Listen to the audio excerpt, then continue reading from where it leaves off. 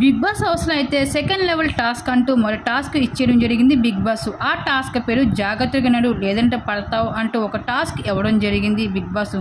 ఈ టాస్క్లో అయితే మణికంఠ అలానే అశ్విని ఇద్దరు కూడా పోటాపోటీగా అయితే ప్రాణం పెట్టి ఆడుతున్నారు.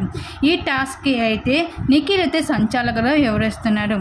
అయితే హౌస్లో ఉన్న కంటెస్టెంట్స్ అందరూ కూడా ఎవరు ఆడాలి ఈ గేమ్ అంటూ చాలాసేపు డిస్కషన్ చేసుకున్నారు. దాని తర్వాత మణికంఠ అశ్విని ఆడితే బాగుంటుందని అంటూ వీళ్ళిద్దరూ అయితే టాస్క్లో పాల్గొంటూ ఇద్దరు కూడా పోటాపోటీగా అయితే ఆడుతున్నారు ఈ టాస్క్లో. అలానే ఇప్పుడు అశ్విని మణికంఠ అయితే ఇద్దరు కూడా చాలా బాగా ఆడుతున్నారని చెప్పుకోవాలి.